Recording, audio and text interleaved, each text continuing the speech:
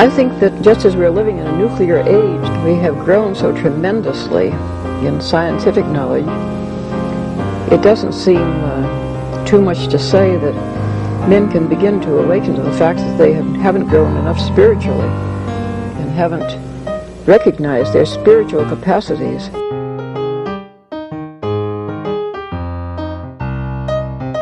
Once something like eating is death, then you've struck at the very heart of life. The enemy of the older radical theories may have been the ruling class, but today the stakes of whether we will reform ourselves into a new kind of human being, a new kind of society, whether we will find selves worth being, the stakes of it are simply life itself.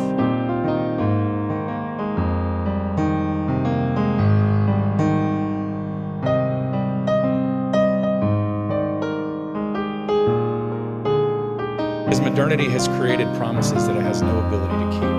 What this means is that we're a society of disembedded individuals, stuck in the impossible situation of being alone together. And what was understood as emancipation has proved to be a form of isolation. It is important to understand that what I am telling you is not simply a cultural history. It's a description of the story that shapes every single person that you know. This is why there is a rise in mental illness. It's absolutely concurrent with the disembedding of the individual, because individuals can't constitute themselves by the very nature of the case. Subjectivity cannot sustain its own weight. We need others to tell us. But we've been given an ethical mandate by the Enlightenment that tells us that that's immoral, that nobody should constrain us. Well, this might be a good time to turn towards the other part of what we're about this season, the Catholic worker movement, because I feel like, and, correct me if you want to back up, but I feel like the connection here is that Catholic workers are a group of people who are trying to decide for themselves how they want to live and how they want to treat others, in some ways going against in many ways, but not always, going against the grain of this neo-feudal capitalist system. So I don't know, is it okay if we pivot? Sure. Okay. So, we talked to Alex as well as Sean about the movement, and we did that because we also are a part of the Catholic worker movement. We're interested in how it's conceived. I think we're all trying to get our bearings in it. It does seem like it's one of the stronger, at least somewhat Christian-based movements that has lasted over quite a long period of time, right? And keeps popping up time and again. One of the few single lines from your distributism class that's always struck with me is when Alex was like, well, I don't remember exactly what he said, but basically he gave the approval that like the Catholic worker is the most legit Christian anarchist movement that exists, like in his estimation. Yeah. And I agree with that. I mean, just for its staying power, right? Like after it was founded in the 30s, I want to say it was in the 30s, and it just, 33. It just never has ceased to exist. And there are still like Catholic worker houses of hospitality and farms all across the country and in other places in the world as well. Eugene McCaraher's book, The Enchantments of Mammon, deals with Catholic workers a little bit in this great panoply of like other idealistic utopian experimental communities, all of which largely have, ceased to exist. They came and they went, many of them associated with the Romantic movement, whereas this did not come from that, right? But later on, the Catholic worker is still with us. So yeah, like I agree with that characterization. And would you agree with what I said previously, though, that Catholic workers are in some ways at least trying to like push back against neo-feudalism and more or less trying to show that you can live more intentionally with different set of values you don't have to, I guess, toe the line. Right.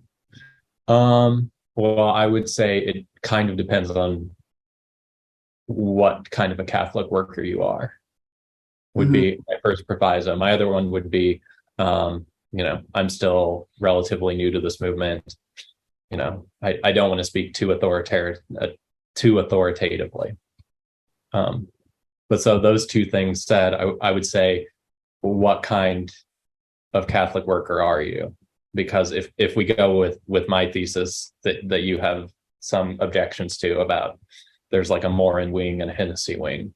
I think the Hennessy wing, they would be anti-capitalist, or at least that's what they would say. Now, I would argue, are they actually anti-capitalist, or are they like petite bourgeois radicals that are against the excesses of capitalism, but ultimately they don't believe you could really found another kind of economic order. They would say they're against capitalism in any form, and probably especially a neo-feudal form, whatever that means. I think there would be a tendency among like the Moronite people to be like, well, maybe modernity hasn't been that good. Maybe feudalism wasn't so bad. So maybe neo-feudalism gives us openings for action. That I'm representing more their positions than any person I've talked to. But the larger issue of there being like two sort of aspects to today's Catholic worker movement is something I totally agree with. There's the type that is mainly kind of, I don't know, they're running their house of hospitality, and like they're also protesting against war or racism or other like important issues of the day, right? And kind of making their voice heard, petitioning the government for redress of grievances. And then over here, you have more of the traditionalist type. They tend to be more like religiously oriented, a lot of Catholics, and they are more, they're also running the house of hospitality, and the farms, but they're more about, I guess, the church's teaching and the services that they provide and the human relationships. They're more about maybe like building that up and not so much about the protest. Right. And Alex's suggestion was you could add, if I heard him right, his suggestion was you could add another quadrant. So you could have, more or less like the people that want local economies and, a kind of the attempt at like a new political economy from the bottom up. And then you have like protesting against the government. If those are two poles, you could have another quadrant that's like religious and then secular, which Yeah. I was kind of implicitly collapsing those distinctions into Morin versus Hennessy, with again day in the middle. Yeah, there's definitely the secular versus the religious in the movement too. And people can have serious disagreements about whether one should be or needs to be a Christian to be in the movement, and so on and so forth. I think there's quite a bit of that going on right now. And always has been. But I guess it was good to have him in the same way that I read Lane as like not fully approving of our thesis about neo-feudalism, but also not really refuting it. At least Alex was like, yeah, more or less you're asking the right questions. This is a probable theory. Yeah, I think he didn't want to take sides on this. I mean, I think his stance was all of the above, is good. Because I think our position is a little bit closer to maybe we need to stop doing quite so much petitioning for redress of grievances against the government and more just try to like build up a little bit better social order in our neck of the woods. If we thought that protesting was very efficacious, we'd probably do it, but we tend to not. But Alex's point was, well, to a certain extent, it depends on the times in which you're living. And there are times, and he's right about this, when suddenly there's so much social pressure. There's so many people get, upset at the same time. It instigates a mass movement. People go out into the streets, and it actually does change things. And at that time, he said, you'd probably be in there protesting as well. He's probably right. So, he didn't want to take sides, but I do think he understood our position and appreciated and respected our position, because he understands how futile some of this can feel. And then, yeah, like having, gone through a more left-wing phase, and especially a rad-lib phase, it's like, it would have to seem really relevant to try and protest. So many of our protests are so pro forma. They're performative these days. We sort of stage them, we plan them. You go, you do it, you come home. There's no expectation really that you're going to stay there until something happens, or that even something will happen. It's more just, I've expressed my disagreements. Now I can go home, and I won't do it. Right. And then it's like, for me, I mean, there's a sense in which I suppose it's like to each their own, but to me is like, if you're just doing this pro forma protests that won't really accomplish anything, then why not just go to church? Why not just stay in your closet and pray? Or do something else, like, Sure. Those are good things to do. The issue is like, how are we going to use our time? We've only got one life. We've only got so many days.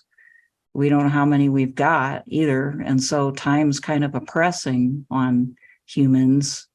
I think that, I know that's been definitely on my mind throughout my life, is that I only have so much time.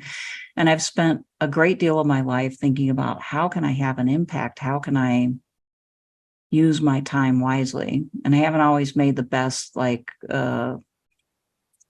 choices, but I would say, I find it very reasonable, and in fact convincing, that my time is better spent not protesting, but actually trying to change the way I and other people around me live. And Right. Part of the reason, and then I hope you can react to this, but part of the reason is because I feel like if I do too much letter writing, emailing, placard holding, and all this, that I am just like living somebody else's agenda, that I'm just reacting to the government or, the military agenda, or whatever it is that I might be protesting against. I'm just reacting, and therefore I'm ceding authority to it. And it gets to call the shots. And meanwhile, I'm not doing something else that could maybe make the world a little bit better. Right. Right. And I would go even, this is saying more than I did in that little uneasy essay I wrote for our Morin Academy newsletter. It seems to me that if we're looking at like the scope of the Catholic worker movement, on the one hand, it's the best instantiation of Christian anarchism that seems to exist. On the other hand, the fact that it is so scattershot and piecemeal, and there are these little idiosyncratic projects that, to my vision, don't seem to really match up all that well with the other ones, is in its own way, I think, a failure of the impulse, at least from Morin and Day, to try and make a movement that would like substantially impact the social order. Mm-hmm. And I would say part of why that hasn't happened is so much time and energy and money and resources have been dispersed trying to protest. And yeah, I agree with that. Exactly. Now that's inside the movement, that's a kind of heresy, what I just uttered there. Right. But And yeah, and in the abstract, I don't fully disagree with Alex. Like, I'm not for protest. Maureen wrote that easy essay about like strikes don't strike me. Like, I don't want to like protest the protesting too much, but it does seem to me like kind of largely a waste of time. But he did acknowledge that there really is a valid point to, refraining from that and doing another aspect of life, which is good, which is trying to take back a little bit of control of your own, not just your own headspace, but that's part of it, what you think about all the time, and directing that towards actual action, even just how you deal with other human beings, hopefully like some level of cooperation with other human beings that's productive. I think that's part of my objection anyway, is that not only is protesting not productive most of the time for getting what you're protesting, right? Like trying to get peace, for instance, or something, not, the end of guns, but it's also not productive for your life and the people around you. You're not like in that moment able to do something else that's good for the world. What's babysitting another kid, another person's kid, or maybe is going out and growing something. Do we have like a true society, or do we have a bunch of random individuals reacting to things, right?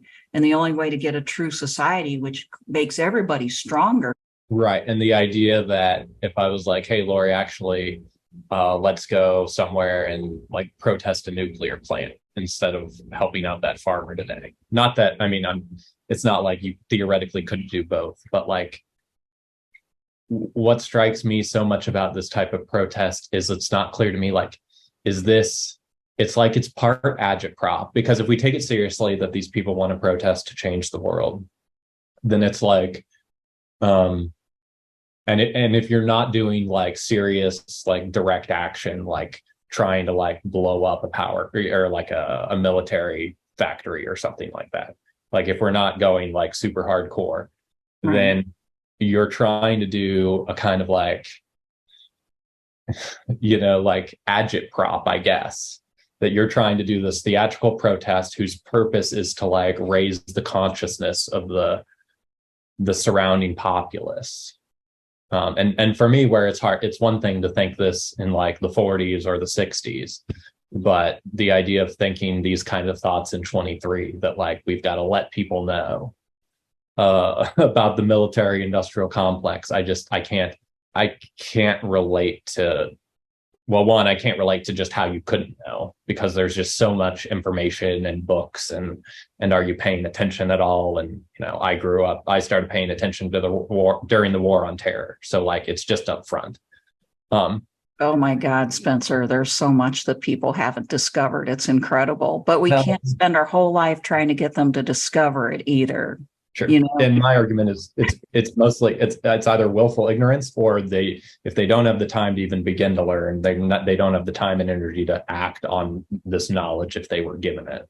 Oh, absolutely. We could just keep reinventing the wheel for the rest of eternity. But what I think, kind of to relate this back to neo-feudalism, what would be more threatening to that sort of top-down control situation than for people to actually start making human relationships that are strong enough to cooperate and not have to be totally dependent and rely upon all of those overlapping layers of authority and sustenance, right?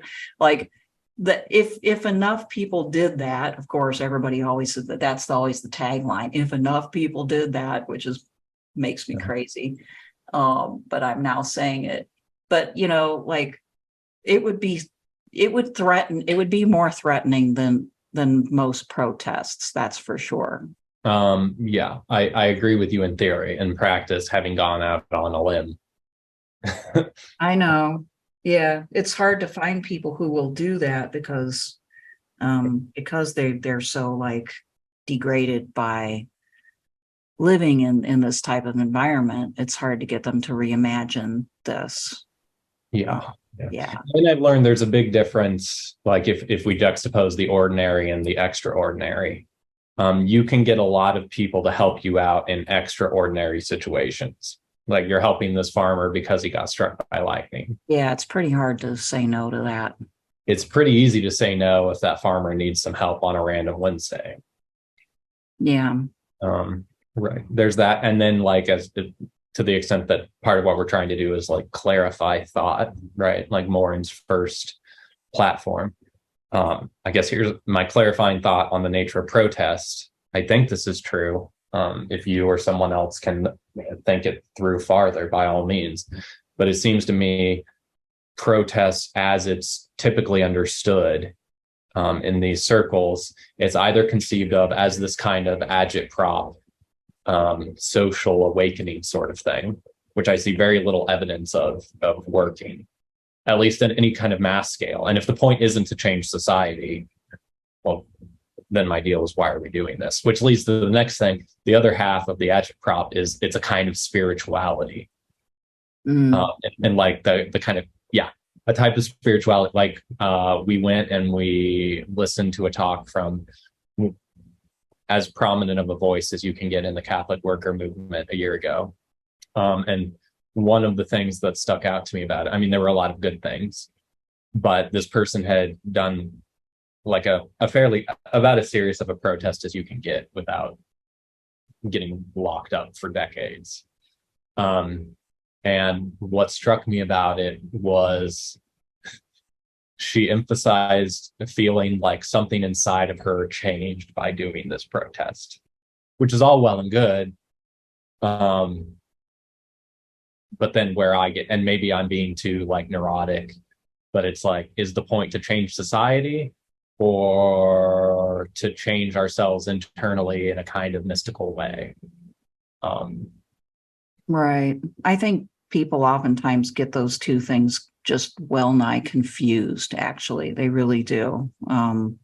They think that the internal feeling of transformation equals societal change. And maybe it would if everybody somehow could be led to have that kind of internal transformation. I don't know, but oftentimes I do see that confusion. And that whereas as you've pointed out, actual like change actually doesn't feel all that thrilling. I think that's part of the relative unattractiveness of it, is that it's like long-term probably pretty satisfying. Just like somebody who has a marriage that lasts 60 years is probably looking back going, oh man, did I do the right thing? I'm proud of my life. I'm satisfied with that. And, but along the way, okay, 60 years, well, there's lots of days when it doesn't feel like that, and I think that's the way it is with a good life, right? Like, it's not as attractive as that momentary, I feel so like, I don't know, profoundly moved or whatever it may be. Those moments are fleeting. And they often are confused for action, which is the same, similar syndrome to words are confused for action. Right. And like, I'll grant that these inner transformations either are maybe important in an eternal sense of like the state of our souls, and or maybe over the course of like decades, centuries, they plant all of these small seeds that germinate. Mm-hmm. But then if we're being sort of that humble or that far-sighted, then it seems to me that a lot of like the fanfare around the protesting could go.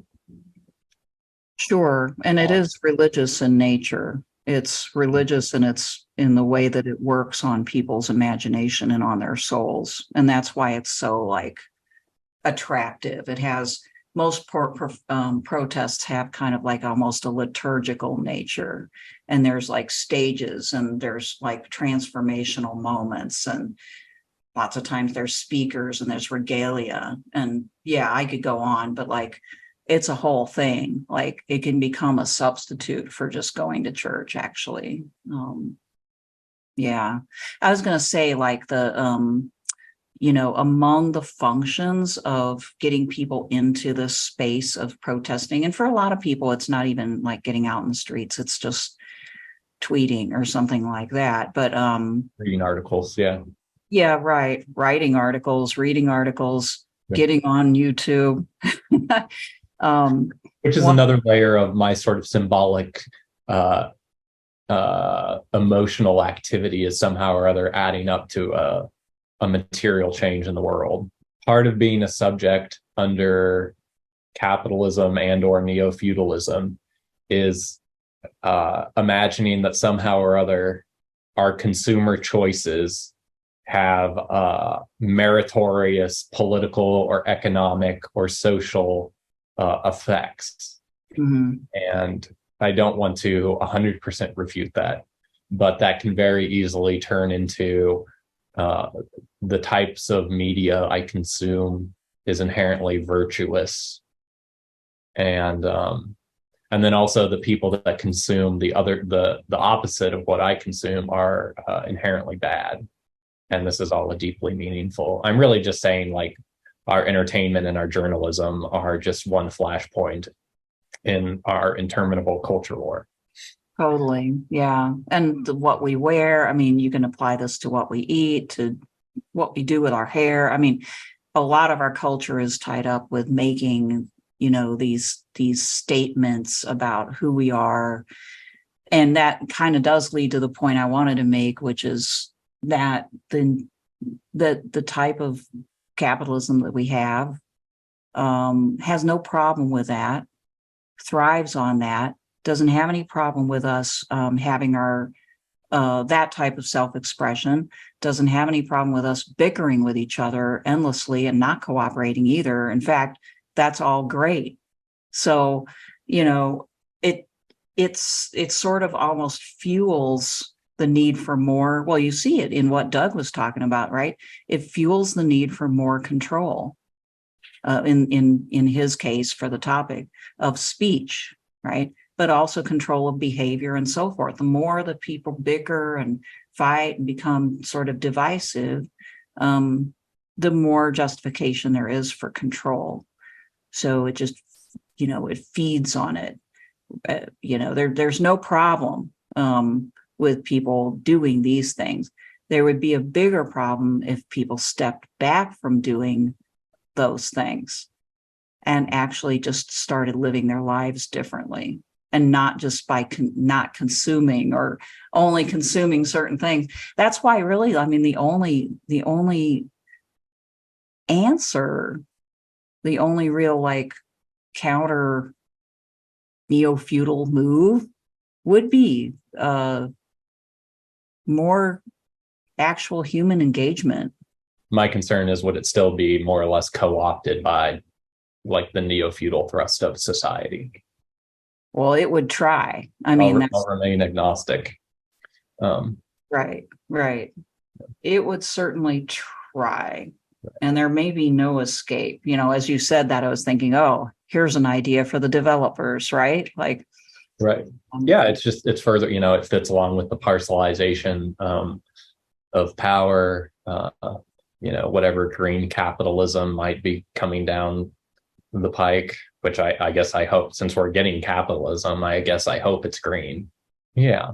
I feel like mostly what we've, I mean, if people didn't already get it, we're more on the Moronite wing of things on these questions. And we hope in the coming season to interview Hennessyite types. So, maybe they'll change our mind, but I think it's been a while that we turned pretty much away from the liberal mode of political action, I guess, towards liberal, or I would say like the liberal imaginary behind that kind of a protest, like the presuppositions about how society works that we're all individuals, and if we can give everybody a little bit better quality information, then somehow or other our changed views will add up to a changed society. I mean, that's my beef at the core of it. Talk about utopian thinking, right? At this point, I mean, again, I could see how somebody definitely during the Enlightenment and for quite a ways beyond, until like maybe, the Industrial Revolution really started throwing people into poverty. I can see where a person would have been. I probably would have been on that bandwagon 100%. Sure. On the other end of this whole thing, I can't understand how anybody thinks that if we just get people the right information, they'll fix everything for us. I just do not. But it's really common still to this day. Like we grow too soon old and too late smart. Well, so then the Domencic interview. Right. What did you think of that? Well, he's interesting. I felt like I was a little confused at first because I didn't realize the Holy Family Catholic worker had come to an end, like, in fact, I'd listened to some of the podcasts. I didn't realize that the podcast had like totally come to an end. And that's too bad. They were really quite good. Mm-hmm. And it was interesting to hear just his thoughts about, in a way, why those things don't always succeed. So, but yeah, like that, it sounded like he's moved away from traditionalism. I think at one point he even said, I used to be a traditionalist, but I wouldn't call myself that now. Mm-hmm. Mm-hmm. Yeah, and I mean, it sounds like even when he was a traditionalist, he was of a more open-minded variety or self-critical. And it sounds like he ran up against other traditionalists that like that he had some bad experiences with traditionalists, I would guess. Yeah. That's another case of I wish in the moment I had pushed back a little more about, because he had written that manifesto for the new traditionalism with one of the New Polity guys and Larry Chapp. Yeah. And then he basically was like, well, I was naive about how this is me interpreting him. He didn't quite say this is why I wish I'd asked for more clarification. But if I'm understanding him right, he underestimated how entrenched traditionalists are in their positions, and that you can't dialogue with them. Yeah, this is not a new phenomenon. There have been traditionalists for decades. As long as I've been a Catholic, I've known traditionalists, and I'm sure they go way back. And they are very entrenched in their positions and quite insular sometimes. And so, and his idea about what traditionalism means probably differs from theirs, I would bet, right? Like, he probably thinks of traditionalism as sort of like adherence to the magisterium in all regards, like even the social teaching. Obviously, he finds that very important. And I think not every American traditionalist does, which I know doesn't make a lot of sense, but that's simply the way it is. In fact, quite a lot. I mean, I don't want to caricature their position, but a lot of them tend towards the positions usually called sedevacantism, where a lot of them view themselves as in opposition to a magisterium that's gone awry.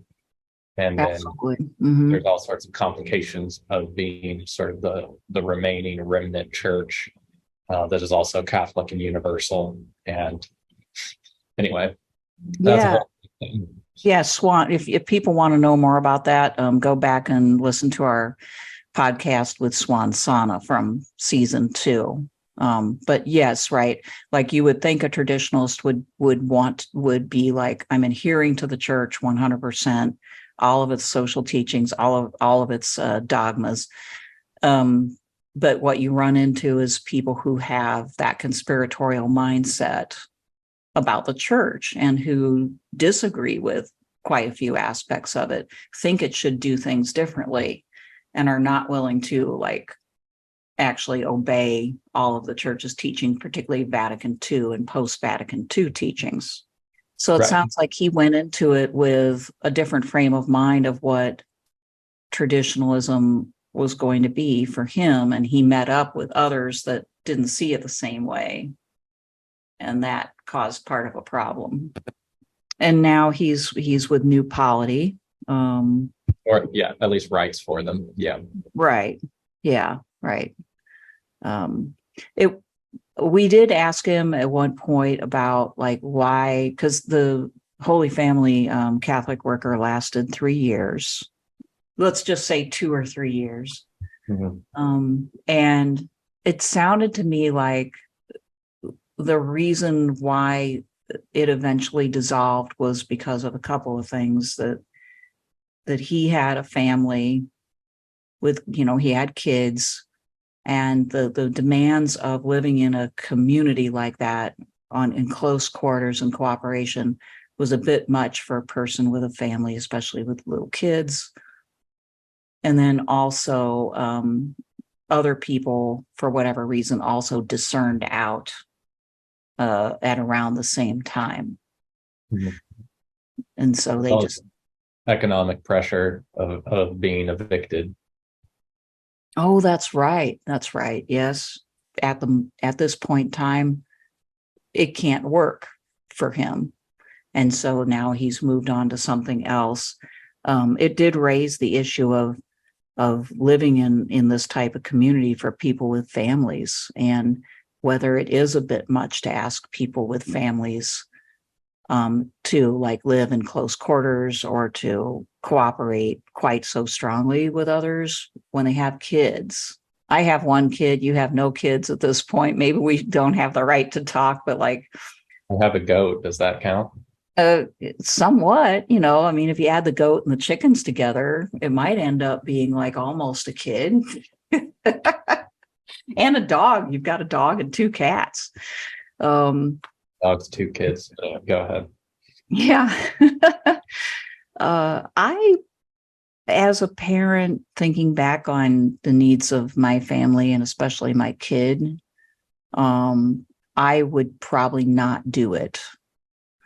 I would not say I wouldn't live in community with people, but I would want my own living space, and I would want to be able to somewhat control the atmosphere in which my kid was raised, because my first allegiance is to my son.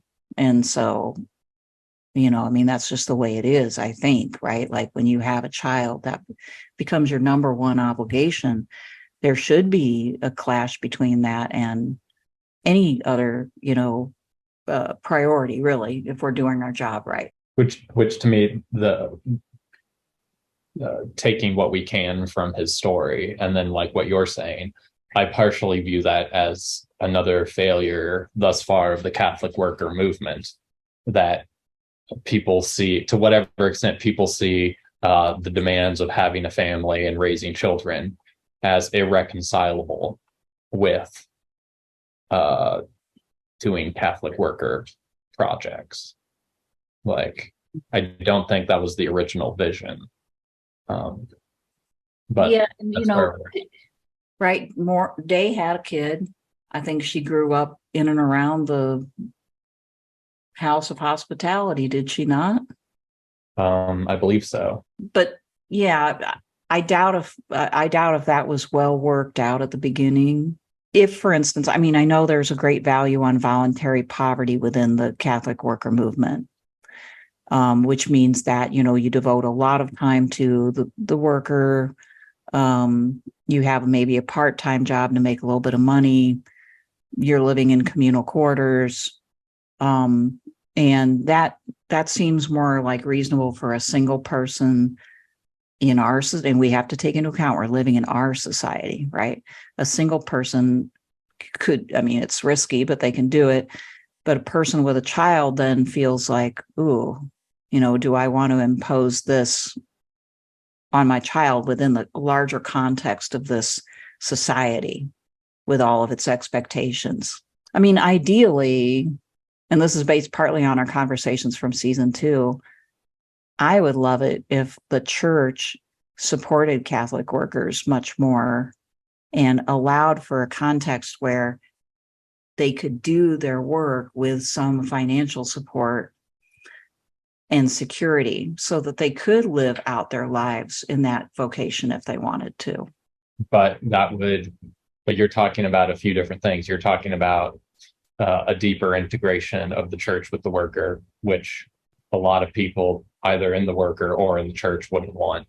And then you're also talking about managing a much bigger outlay of properties. The church manages a lot of properties already, though, so it's good at that. It's better at that than any other religious organization in the world, I dare say.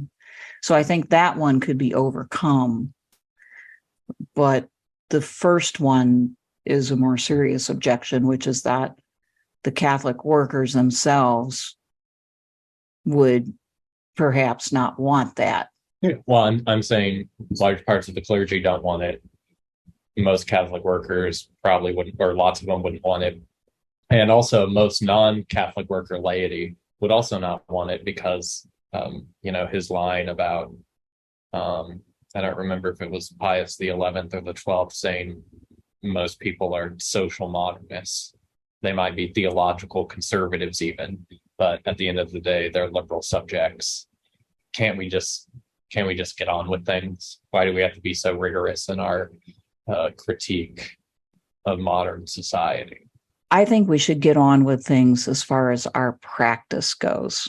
I think we can continue to have our arguments and disagreements about theory and theology, but when it comes to practice, if we're really interested in getting things done in the worker movement, we probably need to be more flexible. And if it's not like relying on the church or only doing so when it's comfortable for any given community to do so, then maybe it's relying more on donations. For instance, I know that many workers have trouble with forming nonprofits, right? Similar sort of thing. They don't want to be soiled with the whole like tax thing that pays for, among other things, our war machine.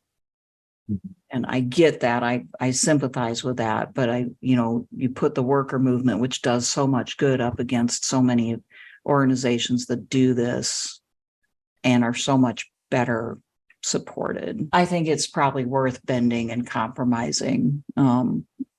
Again, so that people who do this kind of work can be supported and feel as though they can continue if they want to, and not be put into the position that I think Sean was in, where he was kind of like, well, it's either my family or our vocation, for a Catholic worker. It's one or the other.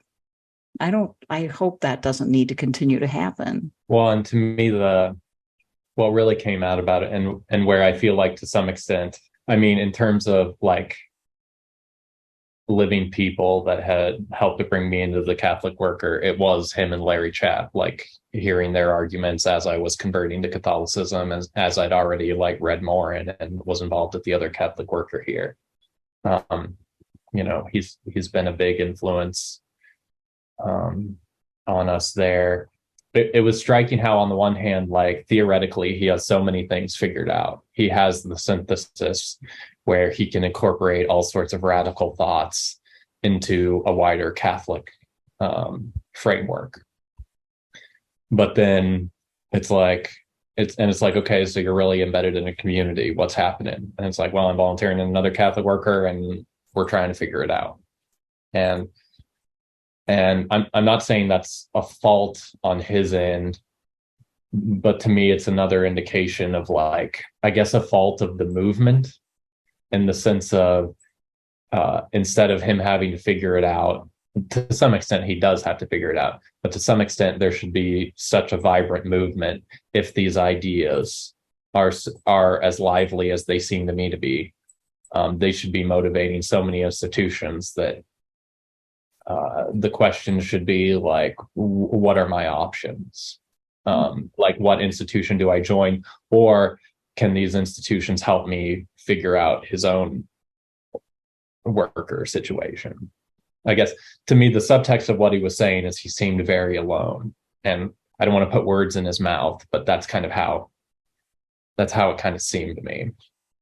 Yeah, I agree. I think that he was doing the best he can. He is running up against structural and philosophic issues within the Catholic worker movement that put a hard stop to what he wanted to do. And And yeah, with American Catholicism. yeah, absolutely. And maybe American Christianity even more generally, right? Like this And I'd is say American society even more generally. yeah, this But is yeah, the type of thing that like people should be encouraged to support. They stand between the monastery and the general public. They're kind of like in the middle there, right? They're Yeah. living a sort of Jeff holy. calls them discalced laity. Okay, yeah, like they're living a holier life. They're trying to sit. They're sacrificing a lot. They're doing work that we all should support, and we should try to make it easier for them to do that, much the way that we make it easier for priests to do their work by, paying them a salary and giving them a place to live. I don't know how like Sean's dilemma doesn't continue to happen if institutions don't take more ownership and responsibility, and if people aren't like encouraged to support and to get involved in all sorts of ways. I mean, not everybody wants to live there 24/7, but with the right organizational, impetus and encouragement, a lot more people's energies, work, goods, donations could be going towards these Catholic worker organizations. So we should not make people feel both alone and as though they're some sort of social icon, that you've complained about this, that, suddenly you're on this weird pedestal simply because you are trying to live out this way of life. At the same time, there's not much support other than the pedestal. So it's like, not a good place to be. And then it's like you're on a pedestal, but you're not even accomplishing what you theoretically should be or would like to be accomplishing.